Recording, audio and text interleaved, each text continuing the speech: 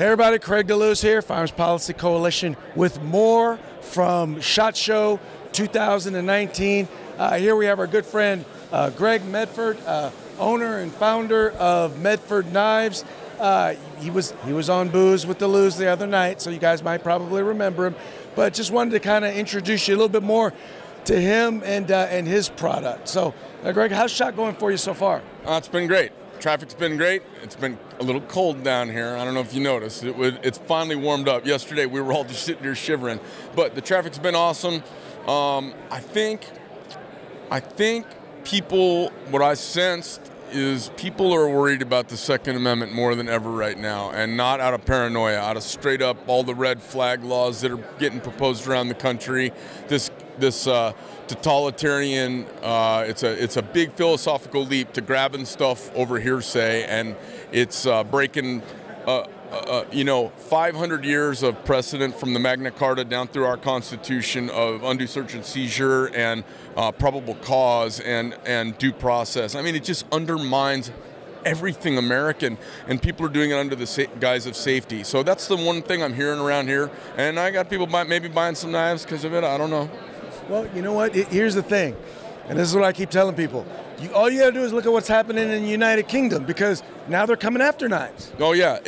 They say, oh, we're just going to do this. They never just going to do that. All they're going to do is the next step, because you can't give an inch to these people because it's not data-driven, it's emotionally driven, and all they want to do is make everything perfectly safe, which doesn't exist anywhere, and all they do is oppress everyone in the meantime. So I'm openly calling for revolution at this point. Oh, yeah, no, and what's worse about it is that now they're even gotten to the point where they admit that, yeah, no, this isn't going to stop everything, but we've got to do something. I always say this, it's like saying, well, gee, my car won't start, so I should probably change the tires because I've got to do something. Right. I mean, doing useless is not an excuse for doing something.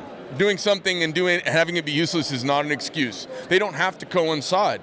You know what would do better for everybody? How about this?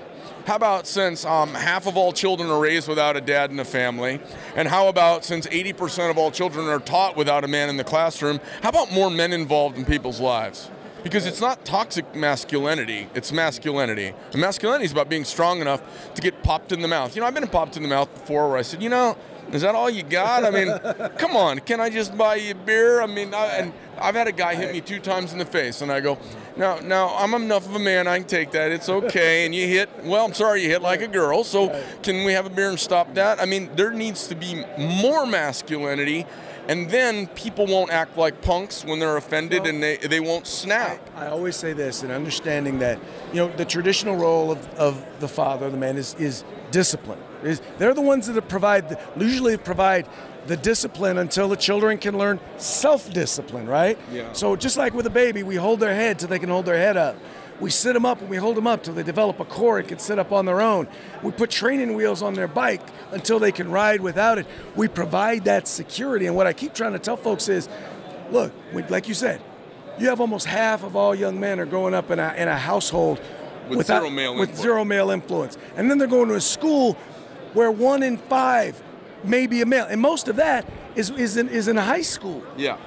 And then you wonder why. It's not toxic masculinity, folks. It's the lack of masculinity. Yeah, and there's, what comes with masculinity is awesome power and grace and forgiveness and being cool-headed in the storm. Listen, mark my words. When there's a tornado, when there's a hurricane, when there's a diggy bomb on a tidal wave wipes out a town, when the big flood comes, let me tell you, it is bubbas and rednecks and masculines hopping in boats and pulling women off roofs and pulling kids out of trees and saving the world. Sorry, ladies, that's our job. We also die younger. That's the price we pay for having big balls. That is the price that we pay. And speaking of big balls, I'm looking at some of these knives, man, and I am like, my testosterone is just all aflutter. Yeah, no, I know. People get over here and they start to stutter talk around the knives. I put right on the paperwork, be careful who you open your knife in front of the first time. You may want to stab something. And that's not toxic masculinity, folks. That is not toxic. No, it's just regular masculinity. Exactly. And like I said, now, the other day when we had you on, you talked about how important the functionality of your knives are. And now that I'm seeing them up front, they do not lack a certain style and flair. Well, no, I mean, just because you're a total and utter badass doesn't mean you can't do it with panache. So I do have a look. You know, what's interesting is if you walk around a knife show, you walk around a big knife get-together, you walk around here and see all the wonderful knife makers from all over the world here. You get to mine and you go, God, his look different. I don't get my design. I'm not informed design-wise from anybody else's knife making or style. I do my own thing, and I'm really totally focused on uncompromising tool use. And then I do stuff to dress them up for the collector crowd and for guys who want something special. I do that for sure.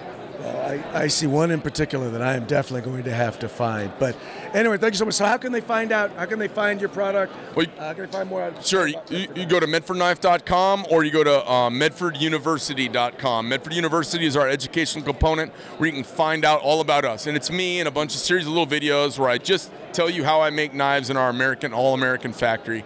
And at medfordknife.com, you can see all of our stuff, find out all about me, my background, my time in the service, everything. It's all there. It's basically a little biopic about me and the products that I bring to the world. Excellent. Greg, thank you so much.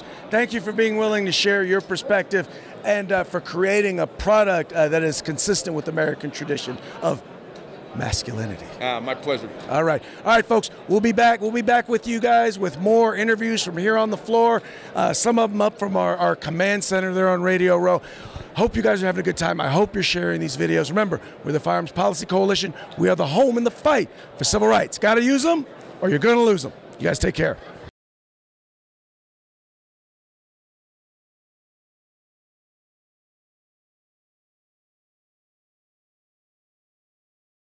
If you like our videos, follow, subscribe, like, and share.